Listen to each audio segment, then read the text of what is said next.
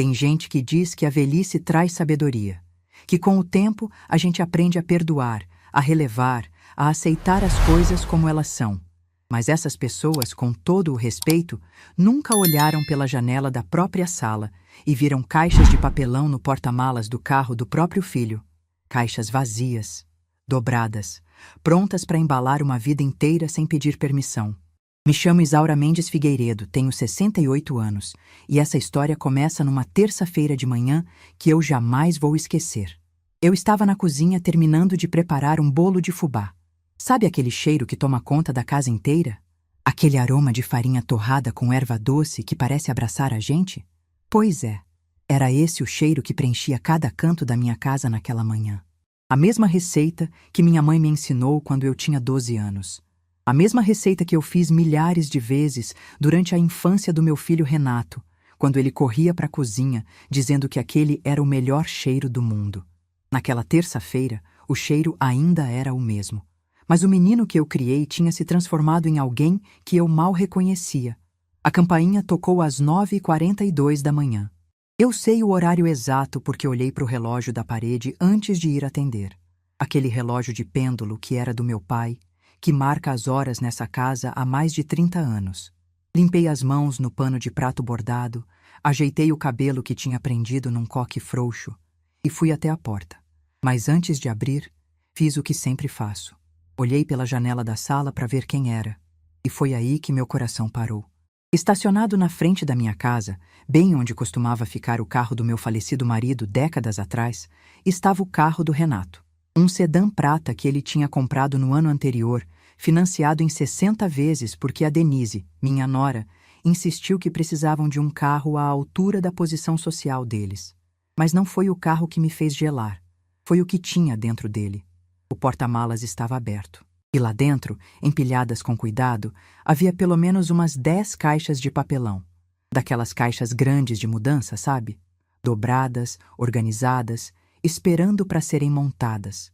Minha mente demorou alguns segundos para processar o que aquilo significava. E quando processou, senti como se alguém tivesse jogado um balde de água gelada nas minhas costas. Meu filho tinha vindo me tirar de casa e já tinha trazido as caixas para embalar minha vida. A campainha tocou de novo, mais insistente dessa vez. Respirei fundo, coloquei a mão na maçaneta e abri a porta com a expressão mais neutra que consegui reunir. Lá estava Renato, meu filho mais velho, 45 anos, cabelo começando a rarear nas entradas, barriga um pouco mais proeminente do que da última vez que nos vimos, que já fazia uns 3 meses. Ele usava uma camisa social azul clara e calça de sarja, como se estivesse indo para uma reunião de negócios. Ao lado dele, um homem que eu não conhecia, uns 40 anos, terno azul marinho bem cortado, pasta de couro preta na mão, sapatos engraxados brilhando no sol da manhã. Tinha aquele sorriso ensaiado de quem trabalha com vendas. Aquele sorriso que não chega aos olhos. Renato nem me abraçou, nem me beijou no rosto, nem perguntou como eu estava, se tinha dormido bem, se o joelho ainda doía nas manhãs frias. Ele simplesmente passou por mim e entrou na casa como se fosse dono dela. Na verdade, ele achava que era. O homem de terno me estendeu a mão com aquele sorriso profissional e se apresentou como Sérgio Almeida, corretor de imóveis especializado na região. Disse que era um prazer conhecer a proprietária de uma casa tão bem localizada. Eu apertei a mão dele mecanicamente, ainda tentando entender o que estava acontecendo. Mas no fundo, eu já sabia. Renato parou no meio da sala e olhou ao redor com aquele ar de avaliador que eu conhecia desde a adolescência. Ele sempre teve vergonha dessa casa.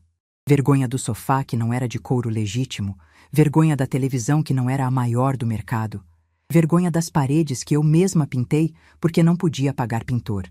Ele olhava para cada canto como quem olha para um problema a ser resolvido.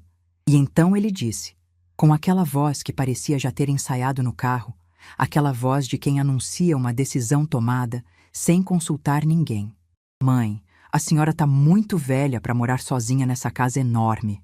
Eu e a Denise conversamos e decidimos que é hora de vender isso aqui e colocar a senhora num lugar mais adequado." Lugar mais adequado. Essas 3 palavras entraram no meu peito como 3 pregos finos. Eu conheço meu filho. Conheço cada tom de voz, cada expressão facial, cada jeito de desviar o olhar quando está mentindo ou omitindo. E naquele momento, olhando para ele parado na minha sala com um corretor do lado, eu soube exatamente o que lugar mais adequado significava. Significava um asilo, um quarto pequeno com cama de solteiro e banheiro compartilhado. Um lugar onde velhos inconvenientes são depositados quando atrapalham os planos dos filhos. Um lugar onde eu esperaria a hora de partir sem dar trabalho para ninguém. O corretor, alheio à tensão que se instalava no ar, começou a circular pela sala fazendo comentários profissionais. Que a metragem era boa, que a localização era privilegiada, que casas assim estavam valorizadas no mercado atual. Ele tirou uma trena do bolso e começou a medir a parede como se eu não estivesse ali, como se eu fosse parte da mobília que seria vendida junto com o imóvel. Renato o acompanhava, apontando detalhes, mencionando a cozinha espaçosa, o quintal com árvores frutíferas, os 3 quartos no andar de cima. Falava da minha casa como se ela já fosse dele, como se a venda já estivesse decidida e eu fosse apenas uma formalidade a ser resolvida. E sabe o que eu fiz? Eu poderia ter gritado, poderia ter chorado. Poderia ter implorado para o meu filho não fazer isso comigo, não me jogar fora como se eu fosse um móvel velho que não serve mais. Seria o que ele esperava. Seria o que qualquer pessoa esperaria de uma senhora de 68 anos sendo expulsa da própria casa. Mas eu não sou qualquer pessoa.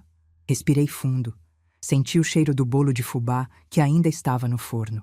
E disse, com a voz mais calma que consegui encontrar: "Vocês devem estar com sede depois da viagem. Deixa eu preparar um café fresquinho. Acabei de passar." Vi a confusão nos olhos de Renato. Uma fagulha de surpresa que ele tentou disfarçar rapidamente. Ele esperava resistência. Esperava drama. Esperava a velha fragilizada se agarrando às paredes, chorando que não queria ir embora. Não esperava hospitalidade. O corretor, claramente aliviado por não estar presenciando um escândalo familiar, aceitou o convite com aquele sorriso educado. Disse que adoraria um café, que estava trabalhando desde cedo e ainda não tinha parado para tomar nada. Os dois se acomodaram no sofá da sala enquanto eu ia para a cozinha. Aquele mesmo sofá que eu comprei com o dinheiro de 3 meses de costura quando o Renato tinha 12 anos. Ele tinha chegado da escola um dia reclamando que nossos móveis eram feios demais para trazer amigos em casa. Que ele tinha vergonha de morar numa casa de pobre. Eu não respondi nada na hora. Apenas engoli aquelas palavras como engoli tantas outras ao longo dos anos. E comecei a economizar. Cada moeda guardada, cada hora extra de trabalho, tudo para comprar um sofá que fizesse meu filho ter menos vergonha de mim. Agora, ele estava sentado naquele mesmo sofá, planejando me tirar da minha casa. Na cozinha, minhas mãos tremiam levemente enquanto eu preparava a bandeja. Não de medo, não de desespero. Tremiam de uma mistura estranha de tristeza e algo mais. Algo que eu só reconheceria completamente nas horas seguintes. Libertação. Peguei as xícaras boas do armário. Aquelas de porcelana branca com florzinhas azuis que eram da minha mãe. Coloquei o bolo de fubá num prato bonito, cortado em fatias generosas. Arrumei guardanapos de pano, daqueles que eu mesma bordei nas tardes de domingo. Se aquele ia ser o dia da verdade, que fosse com dignidade. O café estava na temperatura perfeita. Forte, encorpado, torrado e moído por mim mesma, porque nunca me acostumei com café de pacote de supermercado. Coloquei tudo na bandeja de prata que ganhei de presente de casamento há mais de 40 anos e voltei para a sala. Servi os dois com toda a calma do mundo. Primeiro o corretor, porque visita se serve primeiro, como minha mãe me ensinou.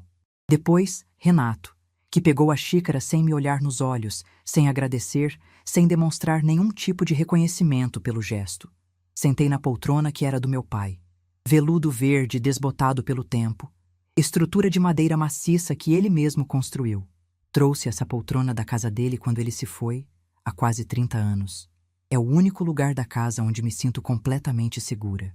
Onde me sinto abraçada por alguém que realmente me amou. O corretor elogiou o café. Disse que estava melhor que de cafeteria, que fazia tempo que não tomava um café de verdade assim. Perguntou se era segredo de família. Respondi que era a receita da minha mãe e que bom café se faz com paciência e cuidado. Ele sorriu, sem perceber o peso daquelas palavras. Renato não disse nada. Tomava o café em silêncio, olhando ao redor, provavelmente calculando quanto cada cômodo valeria, quanto dinheiro entraria na conta dele quando vendesse a casa da própria mãe. Sérgio puxou alguns papéis da pasta e começou a explicar o processo. Falava sobre avaliação técnica, fotos profissionais, estratégia de anúncio, visitas agendadas, propostas, negociação, fechamento de contrato. Cada palavra que saía da boca dele era mais um tijolo sendo colocado no muro que meu filho construía entre nós. E então veio a frase que eu estava esperando. Para dar andamento ao processo, disse o corretor com aquele tom profissional ensaiado, vou precisar ver a documentação do imóvel. Escritura, IPTU, certidões negativas. A senhora tem tudo isso em mãos, dona Isaura? Olhei para Renato. Ele estava com aquele ar de superioridade que eu conhecia desde que ele era adolescente e descobriu que podia me machucar com palavras sem que eu revidasse. Tinha certeza absoluta de que já tinha vencido, que eu era uma velha frágil, sozinha, sem recursos, que aceitaria qualquer coisa para não perder o único filho que morava perto. Ele não fazia ideia do que estava por vir. Tenho sim, respondi com a voz tranquila. Está tudo guardado no meu quarto, deixa eu buscar. Levantei devagar da poltrona do meu pai. Atravessei a sala sem pressa, sentindo o peso do olhar deles nas minhas costas. Entrei no meu quarto, fechei a porta e fui até o guarda-roupa.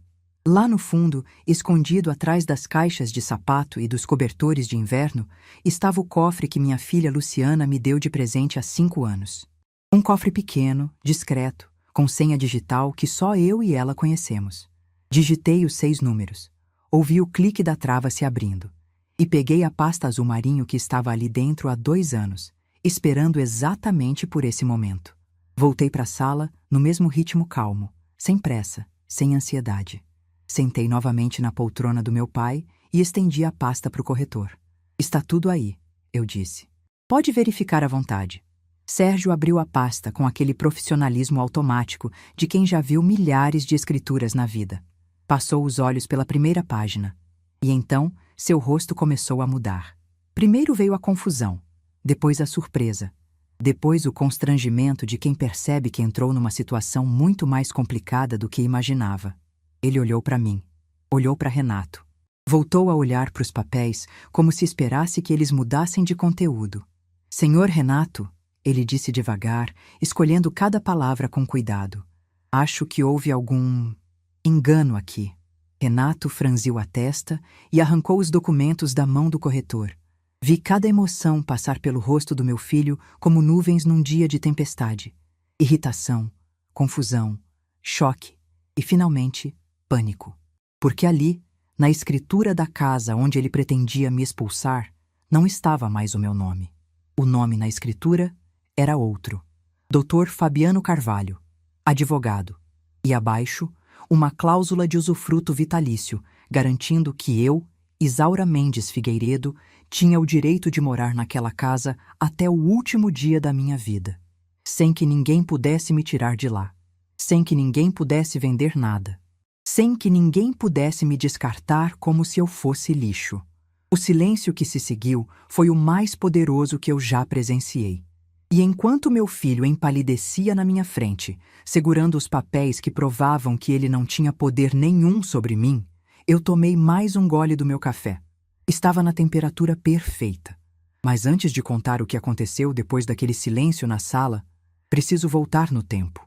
Preciso que vocês entendam como eu cheguei até aquele momento. E, principalmente, preciso que vocês entendam por que eu estava preparada. Porque ninguém nasce forte. A gente se torna forte quando não tem outra escolha. Minha história com Renato começa 37 anos atrás, numa quinta-feira de março que dividiu minha vida em 2 partes, antes e depois. Eu tinha 31 anos naquela época. Era casada com Osvaldo Figueiredo há 10 anos, mãe de 2 filhos pequenos. Renato tinha acabado de fazer 8 anos e Luciana, minha caçula, tinha 5. Morávamos numa casa alugada em Sorocaba, interior de São Paulo, numa rua tranquila, onde todo mundo se conhecia. Osvaldo trabalhava como vendedor de autopeças e eu era dona de casa. Cuidava das crianças, da casa, do marido. Achava que essa era minha função na vida. Achava que estava fazendo tudo certo, Naquela quinta-feira, acordei às 6 da manhã como sempre. Preparei o café, arrumei as crianças para a escola, dei um beijo no Osvaldo antes dele sair para o trabalho. Ele disse que chegaria tarde porque tinha uma viagem para a cidade vizinha, reunião com fornecedor. Eu disse para ele tomar cuidado na estrada. Ele sorriu, daquele jeito que eu achava carinhoso, e foi embora. Foi a última vez que vi meu marido. Depois de deixar as crianças na escola, fui ao mercado fazer compras da semana. Voltei para casa por volta das 11, com as sacolas pesadas e a lista mental de tudo o que precisava fazer antes das crianças voltarem. Abri a porta e senti que algo estava diferente. A casa estava silenciosa demais e vazia demais. Fui até o quarto e encontrei o guarda-roupa do Osvaldo aberto. As gavetas dele, vazias. Os ternos, sumidos. Os sapatos, levados.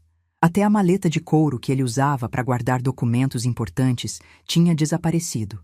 Meu coração começou a acelerar. Corri até a cômoda onde guardávamos o dinheiro da casa, aquele envelope com o pagamento do aluguel e as contas do mês. O envelope estava lá, mas vazio. Cada centavo que tínhamos guardado, sumido. Foi quando vi o bilhete. Estava em cima da cama, preso embaixo do despertador. Um pedaço de papel de caderno dobrado ao meio com a letra que eu conhecia tão bem. A letra do homem com quem eu tinha dividido 10 anos da minha vida. 4 linhas. Só 4 linhas para destruir uma família inteira. Isaura, não aguento mais essa vida. Encontrei alguém que me faz feliz de verdade. Não me procure. As crianças ficam com você. Li aquelas palavras uma vez, 2 vezes, 3 vezes. Como se reler pudesse mudar o que estava escrito. Como se eu pudesse acordar daquele pesadelo e descobrir que era só um sonho ruim. Mas não era sonho. Era a realidade mais cruel que eu já tinha enfrentado. Sentei na cama, que ainda tinha o cheiro dele no travesseiro, e chorei. Chorei como não chorava desde criança, com soluços que sacudiam meu corpo inteiro, com lágrimas que pareciam não ter fim. Chorei por mim, pelos meus filhos, pela vida que eu achava que tinha e que nunca existiu de verdade. Não sei quanto tempo fiquei ali. Sei que em determinado momento olhei para o relógio e vi que faltava meia hora para buscar as crianças na escola. Lavei o rosto, prendi o cabelo, vesti uma roupa que não estivesse amassada de tanto chorar. E fui buscar meus filhos como se nada tivesse acontecido.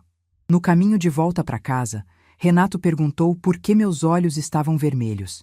Inventei que tinha entrado sabão durante a faxina. Luciana perguntou o que tinha de lanche. Respondi que tinha feito bolo de cenoura, o favorito dela.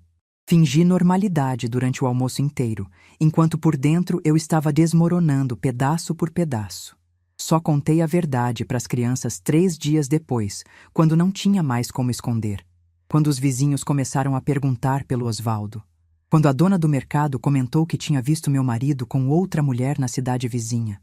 Quando a mentira ficou impossível de sustentar. Sentei os dois no sofá da sala e expliquei, com as palavras mais simples que encontrei, que o pai deles tinha ido embora. Que não ia mais voltar. Que agora éramos só nós 3, mas que tudo ficaria bem. Que eu ia cuidar deles, proteger eles, dar tudo o que eles precisassem. Luciana chorou baixinho, agarrada no meu braço. Renato não chorou. Ficou em silêncio, olhando para a parede, com uma expressão que eu nunca tinha visto no rosto de uma criança de 8 anos. Uma mistura de confusão, raiva e algo que parecia vergonha.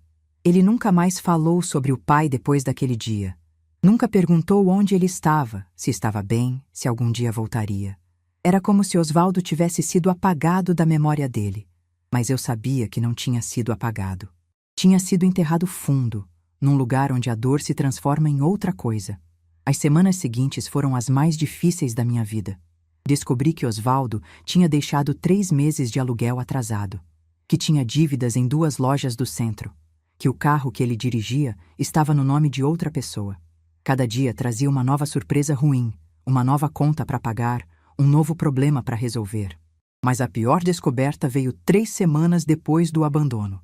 Eu estava no mercado quando encontrei Dona Zélia, uma vizinha fofoqueira que conhecia todo mundo na cidade. Ela me olhou com aquele ar de piedade misturada com curiosidade e disse, baixinho como quem conta um segredo: coitada de você, Isaura. Aguentar 10 anos de casamento sem saber que ele tinha outra família. Senti o chão sumir debaixo dos meus pés. Outra família? Perguntei, tentando manter a compostura. Dona Zélia arregalou os olhos, percebendo que tinha falado demais. Mas a essa altura já não tinha como voltar atrás. Ela me contou tudo. Que Osvaldo mantinha outra mulher numa cidade a 40 quilômetros dali há pelo menos 3 anos. Que tinha um filho com ela, um menino de 2 anos. Que todo mundo na rua sabia, menos eu. Todo mundo sabia, menos eu. A humilhação foi tão grande quanto a dor da traição. Enquanto eu lavava as cuecas dele, passava as camisas dele, preparava o jantar dele, ele estava construindo outra vida com outra mulher. Enquanto eu economizava cada centavo para pagar as contas, ele estava gastando nosso dinheiro com outra família. Enquanto eu dormia sozinha, esperando ele voltar das viagens de trabalho, ele estava na cama de outra. E os vizinhos sabiam. As colegas da escola dos meus filhos sabiam. O dono do bar da esquina sabia. Todos olhavam para mim com pena, cochichando pelas costas, e eu nem desconfiava. Naquela noite, depois de colocar as crianças para dormir, sentei na cozinha escura e pensei seriamente em desistir de tudo. Não sabia como ia pagar o aluguel do mês seguinte. Não sabia como ia alimentar meus filhos.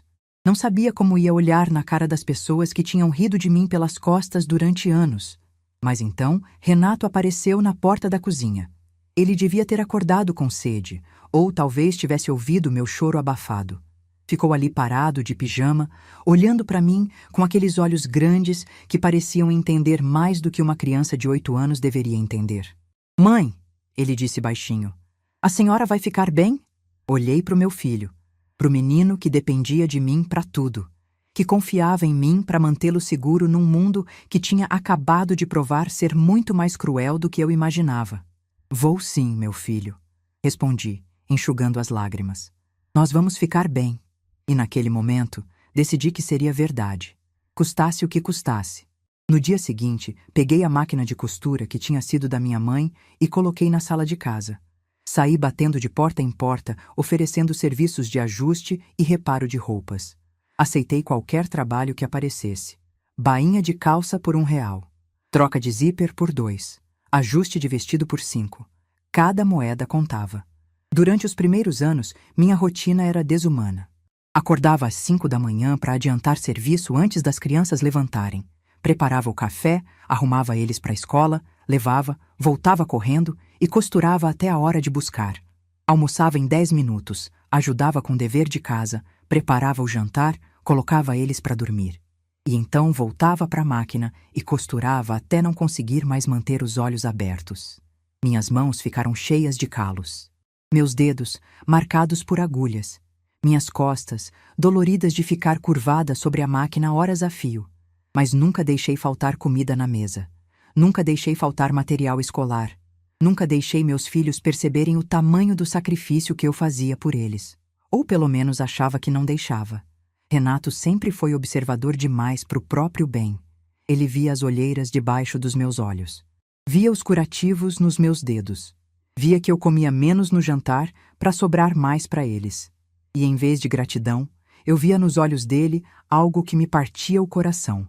Vergonha. Ele tinha vergonha de mim. Vergonha da mãe costureira. Vergonha da casa simples. Vergonha de não ter as mesmas coisas que os colegas de escola. Um dia, ele chegou em casa chorando porque um colega tinha zombado da roupa dele. Disse que os outros meninos usavam tênis de marca e ele usava tênis de feira. Que as mães dos outros iam buscar de carro e eu ia a pé. Que ele era o mais pobre da sala e todo mundo sabia. Eu abracei meu filho e prometi que ia melhorar. Que um dia ele teria tudo o que merecia. Que eu ia trabalhar mais, economizar mais, fazer o impossível para ele não passar vergonha. E fiz. Comecei a aceitar trabalhos mais pesados. Costurava uniformes escolares em lote, passava noites inteiras terminando vestidos de noiva, pegava serviços de fábricas que pagavam por peça. Minha produção triplicou. Minha saúde começou a dar sinais de cansaço, mas eu ignorava. O importante era que Renato pudesse ter um tênis decente, uma mochila que não fosse remendada, um lanche que não fosse só pão com margarina. 6 anos depois do abandono, quando eu tinha 37 anos, consegui juntar dinheiro suficiente para dar entrada numa casa própria. Uma casa pequena, simples, mas nossa. Financiei em 20 anos, com parcelas que apertavam o orçamento todo mês, mas cada boleto pago era uma vitória. O momento em que peguei as chaves foi um dos mais felizes da minha vida. Finalmente tínhamos um lugar que ninguém podia tirar da gente. Um endereço fixo. Um lar. A mesma casa que Renato, 31 anos depois, queria vender para me jogar num asilo. Luciana, que na época tinha 11 anos, comemorou a mudança com festa. Ajudou a pintar as paredes, escolheu a cor do quarto dela, plantou flores no jardim. Ela entendia o valor daquilo. Entendia o tamanho do esforço que tinha nos trazido até ali. Renato, com 14 anos, reclamou que o quarto dele era pequeno demais, que a rua era longe do centro, que a casa não tinha garagem. Cada palavra era uma agulha no meu coração já tão perfurado. Mas eu engolia e seguia em frente. Porque mães fazem isso. Mães aguentam. Quando Renato terminou o ensino médio, eu trabalhei ainda mais para pagar o cursinho, as apostilas, a matrícula da faculdade. Ele queria fazer administração numa faculdade particular, porque a pública era coisa de gente sem ambição. Eu não discuti. Peguei empréstimo, vendi a aliança de casamento que ainda guardava por não sei qual motivo, fiz hora extra até perder a conta. Ele se formou aos 23 anos, com média regular, e conseguiu emprego numa empresa boa de logística. Subiu de cargo rápido porque Renato sempre soube se vender bem. Cada conquista dele eu comemorava como se fosse minha. Porque era. Cada degrau que ele subiu foi construído com o suor das minhas mãos, com as noites que eu não dormi, com os sonhos que eu abri mão para que ele pudesse ter os dele. E ele nunca agradeceu. Não uma vez sequer. Quando me apresentou Denise, a mulher com quem ia se casar, eu tentei gostar dela. Juro que tentei. Mas desde o primeiro aperto de mão, senti que ela me olhava como se eu fosse um problema a ser tolerado. Um defeito no currículo do marido que ela escolheu. No casamento deles, paguei metade das despesas, porque a família dela disse que estava passando por um momento difícil. Sentei na segunda fileira porque a primeira era reservada para a família mais próxima. Nenhuma foto oficial tinha meu rosto no centro.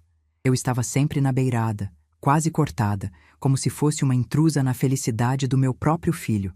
Mas eu aguentei, porque achava que era isso que mães faziam. Aguentar, perdoar, aceitar, até o dia em que descobri que tinha limites. Limites que nem eu mesma conhecia. Limites que meu filho e minha nora estavam prestes a conhecer da pior forma possível. Os primeiros anos do casamento de Renato e Denise foram de tolerância mútua. Eu fingia que não percebia os olhares de desprezo dela. Ela fingia que me suportava porque eu ainda era útil. E eu era útil, muito útil. Quando meu primeiro neto nasceu, Gustavo, eu estava na sala de espera do hospital às 3 da manhã. Tinha ido de ônibus porque não tinha carro, atravessado a cidade inteira no escuro, só para estar lá quando meu neto chegasse ao mundo. Renato apareceu na porta da maternidade com aquele sorriso de pai pela primeira vez e disse que era um menino saudável, 3,5 quilos, olhos escuros como os dele. Chorei de alegria. Achei que aquele bebê ia nos reaproximar, que ser avó ia me dar um lugar de volta na vida do meu filho. Como eu estava enganada. Nos primeiros meses, Denise me deixava ajudar. Eu ia na casa deles 3 vezes por semana, cozinhava, limpava, cuidava do Gustavo enquanto ela descansava. Achava que estava sendo valorizada, que finalmente tinham percebido que eu era mais do que uma velha inconveniente. Mas a verdade era outra. Eu era mão de obra gratuita. Babá sem salário. Empregada doméstica que ainda agradecia pela oportunidade de servir. Quando Gustavo fez 6 meses, Denise voltou a trabalhar. E adivinha quem ficou cuidando do bebê? Eu. Todos os dias, das 7 da manhã às 6 da tarde. 11 horas por dia trocando fralda, dando mamadeira, ninando para dormir, brincando no chão. Sem receber um centavo, sem receber sequer um obrigado no final do dia. 2 anos depois veio Beatriz. Minha netinha de olhos claros e sorriso que derretia meu coração. E a rotina se repetiu. Mais trabalho, mais dedicação, mais invisibilidade.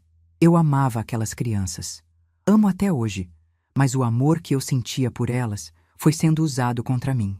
Cada vez que eu tentava estabelecer um limite, Denise usava os netos como moeda de troca.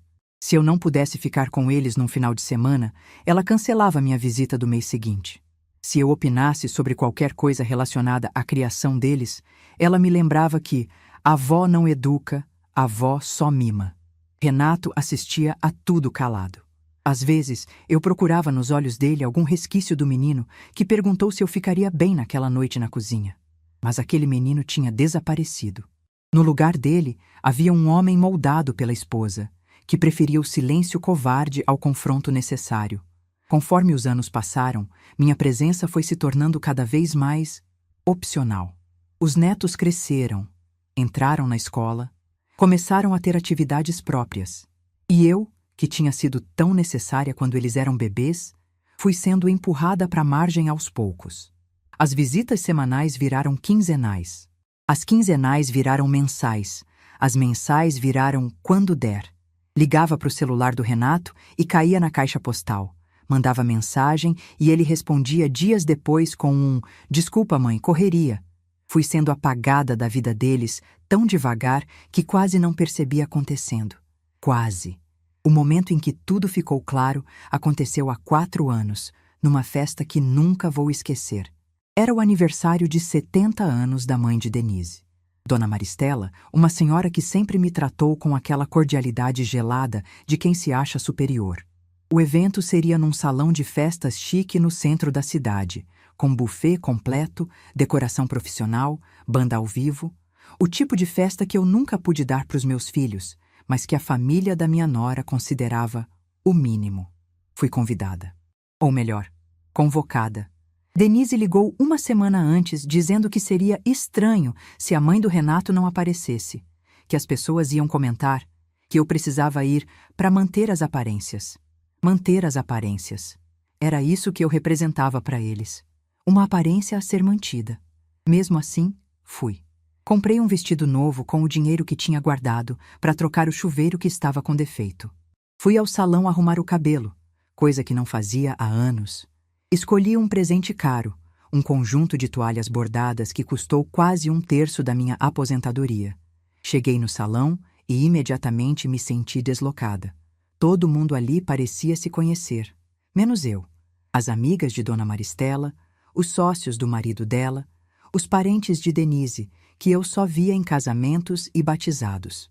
Todos conversando em rodinhas fechadas das quais eu não fazia parte. Procurei Renato com os olhos e encontrei ele do outro lado do salão, rindo de alguma piada com os cunhados. Nossos olhares se cruzaram por um segundo. Ele acenou de longe, aquele aceno rápido de quem cumpre uma obrigação, e voltou para a conversa sem vir me cumprimentar. Sentei numa mesa com outras senhoras que eu não conhecia. Esposas de amigos do pai de Denise, pelo que entendi. Elas conversavam sobre viagens para a Europa, sobre os netos que estudavam em escolas particulares caríssimas, sobre os filhos que tinham se dado bem na vida. Eu não tinha nada para contribuir. Então fiquei em silêncio, comendo o jantar que estava incluído no convite, sentindo o peso da minha insignificância a cada garfada. Em determinado momento, precisei ir ao banheiro. Levantei, atravessei o salão tentando não esbarrar em ninguém e entrei no corredor que levava aos toaletes. Foi quando ouvi meu nome. Parei no meio do corredor, sem saber se deveria continuar ou voltar. A voz vinha de uma salinha lateral, uma espécie de copa onde ficavam os garçons. A porta estava entreaberta e eu reconheci imediatamente quem estava falando. Era Denise. "A sogra veio?" perguntou outra voz feminina. Parecia ser uma das amigas dela. "Veio, coitada. Tadinha, né? A gente tem que convidar. Fica estranho se não vier." A voz de Denise tinha aquele tom de falsa piedade que eu conhecia bem. "Mas ela não te dá trabalho?" Denise riu. Uma risada curta, desdenhosa. "Trabalho ela já não dá mais. Não serve mais nem para cuidar das crianças. As crianças já estão grandes. Agora é só uma velha que fica ligando toda semana querendo visita. Mas fazer o quê, né? Pelo menos ela já tá no fim da vida. Deve durar o quê? Mais uns 5, 10 anos no máximo? Quando ela for, o Renato herda aquela casa. Aí sim a gente resolve muita coisa." Senti minhas pernas fraquejarem. A amiga riu também. "Casa boa? Ótima localização. O bairro valorizou muito. Deve estar valendo uns 500, 600 mil fácil. Com esse dinheiro a gente quita o apartamento e ainda sobra para viajar." E o Renato concorda com isso? O Renato concorda com tudo que eu falo. Ele sabe que a mãe dele é um peso. Só não tem coragem de resolver logo a situação. Fica nessa de, ai, é minha mãe. Mas quando a velha bater as botas, vai agradecer. Não sei como consegui me manter de pé. Não sei como não desabei ali mesmo no corredor. Minhas mãos tremiam, minha visão embaçou, senti um gosto amargo subindo pela garganta. Ela estava contando os dias para minha partida. Ela estava esperando eu ir embora desse mundo para ficar com minha casa. E meu filho sabia. Meu filho concordava. Voltei para o salão em silêncio. Não fui ao banheiro. Sentei na minha mesa, comi mais um pouco do jantar, sem sentir gosto de nada, e esperei uma hora decente para ir embora. Não me despedi de Renato. Não me despedi de Denise. Simplesmente levantei, peguei minha bolsa e saí pela porta dos fundos como uma sombra que ninguém nota desaparecer. Naquela noite, deitada na minha cama, olhando para o teto do meu quarto, eu tomei uma decisão. Eu não ia morrer, esperando que eles me valorizassem.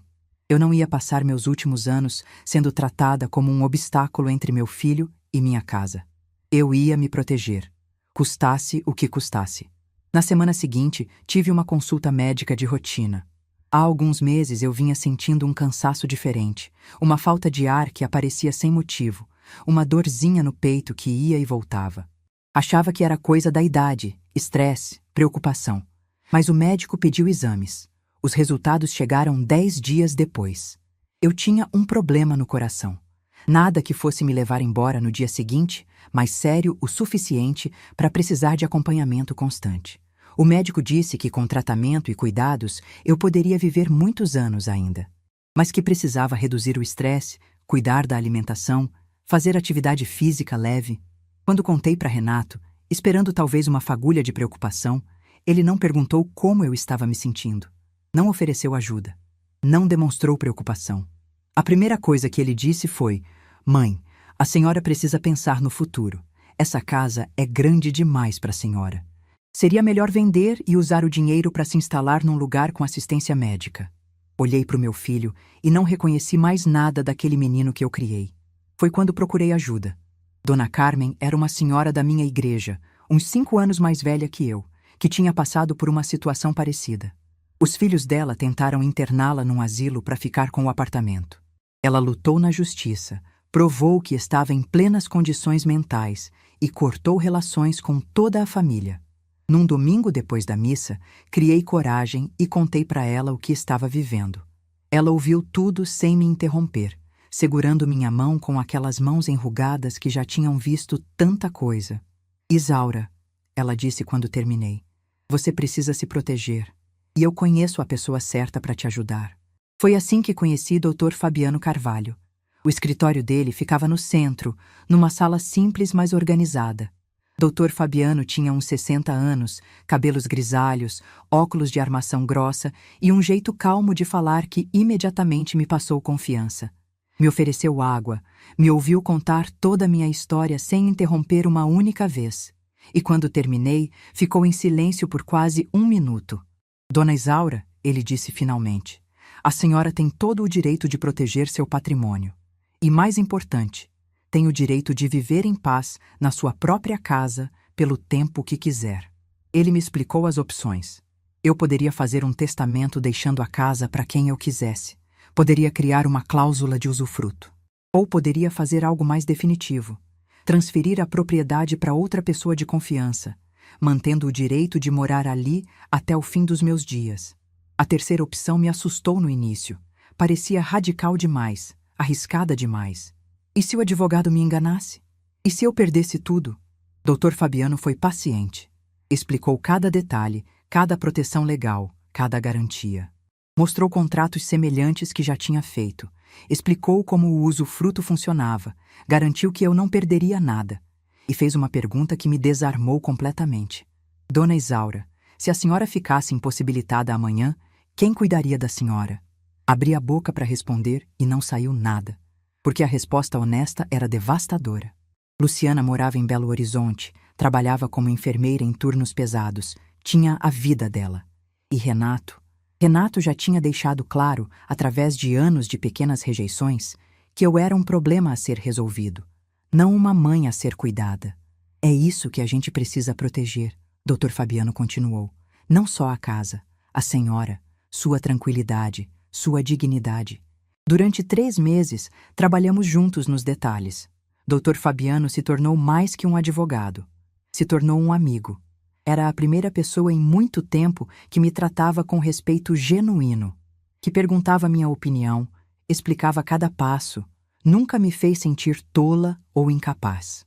No final, decidimos pela transferência da propriedade para o nome dele, com contrato de usufruto vitalício registrado em cartório. Para qualquer pessoa de fora, a casa agora pertencia ao Dr. Fabiano Carvalho, mas legalmente eu tinha garantido meu direito de morar ali pelo resto da vida. Ninguém poderia me tirar, ninguém poderia vender, ninguém poderia me usar como moeda de troca. Renato não ficou sabendo. Denise não ficou sabendo. Ninguém ficou sabendo. Guardei os documentos no cofre que Luciana tinha me dado e esperei. Eu não sabia quando a tentativa viria, mas depois do que ouvi naquela festa, sabia que viria. Era só questão de tempo. E veio. 2 anos depois, numa terça-feira de manhã, com caixas de papelão no porta-malas. Agora vocês entendem por que eu estava calma quando servi aquele café. Por que não chorei quando meu filho disse que ia me colocar num lugar mais adequado? Por que não tremi quando o corretor pediu a escritura? Eu tinha passado 2 anos esperando aquele momento. E ele finalmente tinha chegado. O rosto do meu filho estava branco como papel. As mãos dele tremiam segurando aqueles documentos que provavam o que ele jamais imaginou. Sua velha mãe tinha sido mais esperta do que ele. Sérgio, o corretor, levantou do sofá devagar, como quem percebe que entrou numa casa onde não deveria estar. Olhava de mim para Renato, de Renato para mim, claramente calculando a forma mais rápida de sair daquela situação. Senhor Renato, ele disse com a voz cautelosa, acho que houve algum mal-entendido aqui. Esse tipo de situação, talvez seja melhor vocês conversarem em família primeiro. Eu posso voltar outro dia, ou... Renato nem olhou para ele. Estava fixo nos papéis, lendo e relendo as cláusulas, como se esperasse que as palavras mudassem de significado. Pode ir, eu disse para o corretor, com a mesma calma com que tinha servido o café. Obrigada pela visita, desculpa pelo transtorno. Sérgio não esperou segunda autorização. Pegou a pasta, murmurou algo sobre ligar depois e praticamente correu para a porta. Ouvi o carro dele dando partida antes mesmo de Renato conseguir formular uma frase completa. Quando a porta se fechou, o silêncio tomou conta da sala. Meu filho continuava parado no meio do cômodo, os papéis amassados na mão, a respiração pesada. Eu permaneci sentada na poltrona do meu pai, as mãos cruzadas no colo, esperando. Tinha esperado 2 anos por aquele momento. Podia esperar mais alguns minutos. Que droga é essa? A voz de Renato saiu estrangulada, como se as palavras custassem a passar pela garganta. Que merda é essa, mãe? Não respondi. Apenas sustentei o olhar dele, sem piscar, sem me encolher. Quem é esse Fabiano Carvalho? Por que a casa está no nome de outra pessoa? Ele sacudiu os papéis na minha direção, a voz subindo de volume a cada palavra. A senhora foi enganada? Esse cara aplicou um golpe na senhora? Tomei mais um gole do meu café antes de responder. Ainda estava morno. Perfeito. Não fui enganada, Renato. Dr. Fabiano é meu advogado. Eu transferi a propriedade da casa para o nome dele há 2 anos, com uma cláusula de usufruto vitalício registrada em cartório. Isso significa que eu moro aqui até o dia em que eu decidir não morar mais. Ninguém pode me tirar daqui. Ninguém pode vender nada. Nem você. Vi as engrenagens girando na cabeça do meu filho. Primeiro veio a confusão, tentando entender o que eu tinha dito. Depois veio a raiva, quando finalmente entendeu. E por último, veio algo que eu nunca tinha visto no rosto dele quando olhava para mim. Medo. Medo de quê? Eu não sabia ao certo. Medo de ter perdido o controle da situação. Medo de não ter mais poder sobre mim. Ou talvez medo de perceber que a velha que ele achava tão fácil de manipular tinha se antecipado a cada movimento dele. A senhora é louca. Ele disse isso baixo, quase um sussurro. Completamente louca. Entregou a casa para o primeiro espertinho que apareceu com uma conversa bonita. A senhora foi manipulada, mãe. Esse advogado viu uma velha sozinha, vulnerável, e aproveitou. Coloquei a xícara na mesa de centro, devagar, sem pressa. Renato, vou falar uma vez só, então presta atenção. Minha voz saiu firme, mais firme do que eu mesma esperava. Eu não sou louca, não fui manipulada, e não sou vulnerável. Sou uma mulher que passou 37 anos da vida criando você sozinha, trabalhando até as mãos sangrarem, abrindo mão de tudo para te dar uma vida digna. Levantei da poltrona e dei um passo na direção dele. Renato recuou instintivamente, como se eu fosse uma desconhecida. E como você me retribuiu? Aparecendo na minha casa com caixas de mudança no porta-malas, sem nem me perguntar se eu concordava. Trazendo um corretor para avaliar o lugar onde eu vivo há mais de 30 anos, como se fosse um imóvel qualquer à venda. Me tratando como se eu fosse um móvel velho que precisa ser removido para vocês terem mais espaço. Mãe, não foi assim. Foi sim. Interrompi antes que ele pudesse terminar. Foi exatamente assim. E eu sei por quê. Eu sei o que a Denise pensa de mim, Renato. Eu ouvi. Ouvi ela dizendo que eu já tô no fim da vida. Que vocês só precisam esperar eu ir embora para herdar essa casa e quitar o apartamento de vocês. O rosto dele mudou. A raiva deu lugar a algo parecido com pânico. Eu não sei do que a senhora está falando.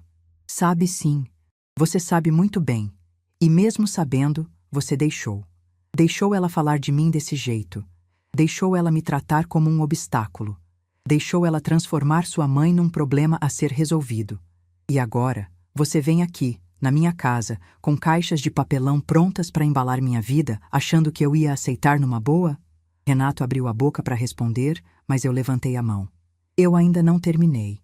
Durante anos eu engoli desaforo, engoli humilhação, engoli a indiferença de vocês, porque achava que era isso que mãe fazia.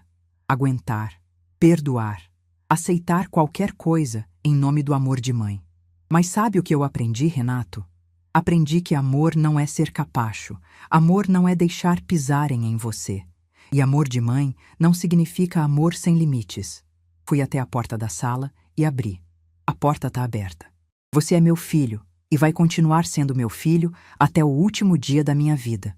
Mas enquanto você me vir como um problema a ser resolvido, enquanto você deixar sua esposa me tratar como uma velha esperando a hora de partir, não tem lugar para você na minha casa. Renato ficou parado no meio da sala, os papéis ainda amassados na mão, parecendo uma criança perdida. Por um segundo, só um segundo, vi nele o menino de 8 anos que apareceu na porta da cozinha, perguntando se eu ficaria bem. Mas aquele menino tinha feito escolhas, e agora precisava viver com as consequências delas. Ele saiu sem dizer mais nada. Passou por mim sem me olhar nos olhos, atravessou o jardim da frente, entrou no carro com as caixas vazias no porta-malas e foi embora. Eu fiquei na porta até o carro desaparecer no fim da rua. Só então fechei a porta e encostei nela, sentindo o peso daqueles minutos. E pela primeira vez, desde que vi as caixas pela janela, deixei as lágrimas caírem. Não eram lágrimas de arrependimento. Não eram lágrimas de medo. Eram lágrimas de alívio, de libertação. De uma dor antiga que finalmente encontrava uma saída. Chorei por 10 minutos, talvez 15. Chorei por todos os anos em que engoli o choro para não parecer fraca. Chorei por todas as vezes em que fingi que estava tudo bem quando não estava. Chorei pela mãe que eu tinha sido e pela mulher que eu estava me tornando. Depois, lavei o rosto, guardei as xícaras de porcelana no armário e liguei para Dr. Fabiano para contar o que tinha acontecido. Os meses que se seguiram foram de guerra silenciosa. Renato não desistiu fácil. Uma semana depois daquela terça-feira, ele apareceu de novo. Dessa vez sem corretor, sem caixas, mas com a mesma intenção. Tentou me convencer de que tinha entendido errado, de que nunca quis me magoar, de que a gente podia conversar e resolver tudo. Eu o recebi educadamente. Ofereci café, biscoito, sentei com ele na sala, como se fôssemos dois conhecidos tendo uma conversa casual. E quando ele terminou de falar, eu disse simplesmente: minha decisão está tomada, Renato. A casa está protegida. Eu estou protegida. Se você quiser me visitar como filho, será sempre bem-vindo. Mas se vier para tentar me convencer a mudar alguma coisa, vai perder a viagem. Ele saiu frustrado, mas não desistiu. 2 semanas depois, mandou Denise. Minha nora apareceu com um sorriso que eu nunca tinha visto no rosto dela. Trouxe os netos junto, usando Gustavo e Beatriz como arma emocional. As crianças correram para me abraçar, dizendo que sentiam minha falta. Meu coração apertou. Aquelas crianças não tinham culpa de nada. Eram apenas peças no jogo sujo que os pais delas estavam jogando. Abracei meus netos, dei beijo, ofereci bolo. Mas quando Denise começou a conversa melosa sobre como tudo tinha sido um mal-entendido, sobre como eles só queriam o meu bem, sobre como eu estava sozinha demais naquela casa grande, eu interrompi. Denise, eu sei exatamente o que você pensa de mim. Eu ouvi o que você disse na festa da sua mãe há 4 anos. Ouvi você contando os dias para eu ir embora desse mundo e vocês ficarem com essa casa. Então poupa seu fôlego e o meu tempo. Se você quer que eu faça parte da vida dos meus netos, vai ter que aprender a me respeitar, não como sogra, como ser humano. O sorriso desapareceu do rosto dela, como se eu tivesse jogado água fria. Ela pegou as crianças pela mão, murmurou algo sobre eu estar muito alterada e foi embora batendo o portão. Depois vieram os advogados. Renato contratou um advogado para questionar a transferência do imóvel. Alegou que eu estava em estado de vulnerabilidade quando assinei os documentos, que tinha sido vítima de um golpe, que não estava em condições mentais de tomar aquela decisão. Dr. Fabiano respondeu cada ataque com elegância e precisão. Apresentou laudos médicos provando minha lucidez na época da transferência. Apresentou testemunhas que confirmaram que eu sabia exatamente o que estava fazendo. Apresentou documentos mostrando que tudo foi feito dentro da lei, com todas as proteções necessárias. O processo durou 4 meses. No final, o juiz arquivou o caso, reconhecendo que a transferência tinha sido legal, voluntária e feita por uma mulher em plenas condições mentais. Renato ainda tentou recorrer, mas Dr. Fabiano disse que não tinha base jurídica nenhuma. Era caso encerrado. Mas a cartada final veio de onde ninguém esperava. Nem mesmo eu. 6 meses depois da terça-feira das caixas, Dr. Fabiano me ligou pedindo para ir ao escritório dele. Disse que tinha uma informação importante para me passar. Fui no dia seguinte, sem imaginar o que ele tinha para me contar. Dona Isaura, ele começou depois de me servir água. A senhora lembra daquele empréstimo que fez para o Renato há 8 anos? Para ele dar entrada no apartamento? Claro que eu lembrava. 120 mil reais. Tudo que eu tinha conseguido juntar em décadas de trabalho. Renato tinha me procurado desesperado, dizendo que precisava dar entrada num apartamento, que a Denise estava grávida do Gustavo. Pediu emprestado, prometeu pagar em parcelas. Nunca pagou 1 centavo. Eu cobrei no início, mas ele sempre tinha desculpa. Depois parei de cobrar. Achei que era o preço de ser mãe. Lembro, sim, respondi para o Dr. Fabiano. Por quê? Ele sorriu. Um sorriso discreto, mas com um brilho nos olhos que eu ainda não tinha visto, porque a senhora teve a sabedoria de documentar esse empréstimo. Na época, a senhora me procurou para fazer um contrato simples, lembra? Reconhecido em cartório, com valor, data e assinatura dos dois. Eu lembrava vagamente. Tinha sido ideia de uma amiga, que disse que empréstimo entre família também precisava de papel passado. Na época achei exagero, mas fiz mesmo assim. Esse contrato ainda é válido, dona Isaura. E com os juros legais acumulados nesses 8 anos, a dívida hoje está em quase 200 mil reais. Fiquei em silêncio, processando a informação. E tem mais, Dr. Fabiano continuou. Fiquei sabendo que o Renato está tentando vender o apartamento dele.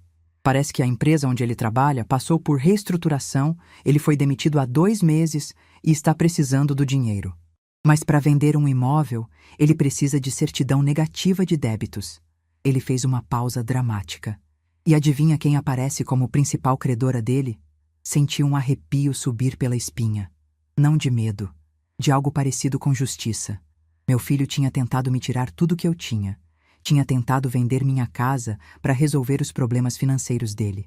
E agora descobria que não podia vender nada sem antes resolver a dívida que tinha comigo. Dr. Fabiano me perguntou o que eu queria fazer. Se queria executar a dívida judicialmente, se queria negociar, se queria simplesmente perdoar e seguir em frente. Pensei por 1 semana antes de responder. No final, escolhi o caminho do meio. Não perdoei a dívida, porque isso seria premiar a ingratidão, seria dizer que ele podia me tratar daquele jeito sem consequências. Mas também não executei judicialmente, porque isso destruiria meu filho por completo, e meus netos não tinham culpa das escolhas do pai. Propus um acordo. Renato pagaria a dívida em parcelas ao longo de 10 anos, com juros reduzidos. Em troca, eu abriria mão formalmente de qualquer direito sobre a herança futura dele. Cada um seguiria sua vida, sem obrigações além do pagamento mensal. Ele aceitou. Não tinha escolha. A primeira parcela chegou no mês seguinte. R$ 3.000 depositados na minha conta no dia 15. E todas as outras desde então, sem atraso. Todo mês, no dia certo, o dinheiro aparece. Um lembrete silencioso de que respeito não se implora, se conquista. 2 anos se passaram desde aquela terça-feira de manhã em que meu filho apareceu com caixas de papelão no porta-malas, querendo embalar minha vida. 2 anos. Parece pouco quando a gente fala assim, mas foram 730 dias de transformação, de cura, de descobertas sobre mim mesma que eu nunca imaginei que faria aos 68, 69 e agora 70 anos de idade. Sim, fiz 70 anos no mês passado. E pela primeira vez em muito tempo, comemorei meu aniversário do jeito que eu quis, com as pessoas que realmente se importam comigo. Luciana veio de Belo Horizonte, especialmente para a festa. Minha filha, aquela menina de 5 anos que chorou agarrada no meu braço quando contei que o pai tinha ido embora, hoje é uma mulher de 42 anos, enfermeira respeitada, mãe de 2 filhos lindos que me chamam de vovó com um carinho que aquece minha alma. Ela chegou na sexta-feira anterior ao meu aniversário com o marido Pedro e os meninos, Davi de 12 anos e Theo de 9.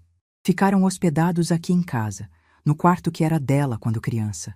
Ver aquele quarto cheio de vida de novo, ouvir risadas de crianças pelos corredores, sentir o cheiro de café misturado com bolo no fim da tarde. Foi como voltar no tempo, mas para um tempo que eu nunca tive. Na noite em que chegou, depois que as crianças dormiram, Luciana sentou comigo na varanda e segurou minha mão. "Mãe", ela disse com os olhos marejados, "eu tenho tanto orgulho da senhora, tanto orgulho. A senhora fez o que eu nunca tive coragem de fazer, colocou limites, parou de aceitar ser maltratada em nome de um amor que só existia de um lado." Apertei a mão dela de volta. "Eu aprendi tarde, minha filha, mas aprendi, antes tarde do que nunca." Ela sorriu. "E sabe o que mais me impressiona? A senhora não fez por vingança. Fez por respeito próprio. Isso é muito mais difícil.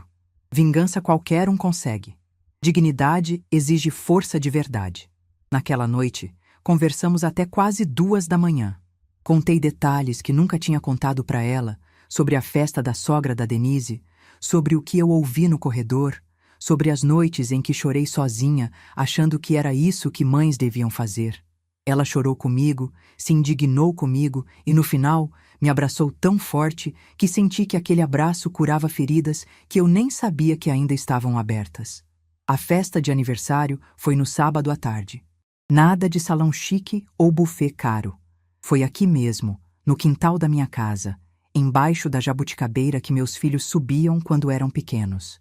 Dona Carmen veio, aquela que me indicou o doutor Fabiano. As amigas da igreja vieram. Vizinhas que me conhecem há décadas vieram. Até doutor. Fabiano apareceu, com a esposa e um presente que me fez chorar. Uma placa de madeira entalhada com a frase: "A força de uma mulher não se mede pelos anos, mas pelas tempestades que ela atravessou de pé." Foram umas 30 pessoas no total. Gente que me vê como Isaura, não como a mãe do Renato ou a avó do Gustavo. Gente que gosta de mim pelo que eu sou, não pelo que eu posso oferecer. E sabe quem mais apareceu? Gustavo e Beatriz. Meus netos, hoje com 15 e 13 anos, vieram sem os pais. Chegaram de Uber, meio tímidos, trazendo um presente embrulhado em papel colorido. Quando vi os 2 entrando pelo portão, meu coração disparou. Fazia meses que não os via de perto. Gustavo, que já está quase da minha altura, veio primeiro. Me deu um abraço desajeitado de adolescente e disse baixinho no meu ouvido: "Desculpa por tudo, vó. A gente sente sua falta." Beatriz veio logo atrás, com aqueles olhos claros que sempre me derreteram. Me abraçou chorando e ficou assim por um tempo, sem dizer nada. Não precisava dizer. Eu entendia. Aquelas crianças não tinham culpa do que os pais fizeram. Eram apenas duas almas jovens presas no meio de um conflito que não criaram. E naquele abraço, senti que o vínculo entre nós não tinha sido destruído. Tinha sido transformado. Depois da festa, sentei com os dois na varanda enquanto Luciana e as amigas organizavam a cozinha. Perguntei como eles estavam, como estava a escola, o que andavam fazendo.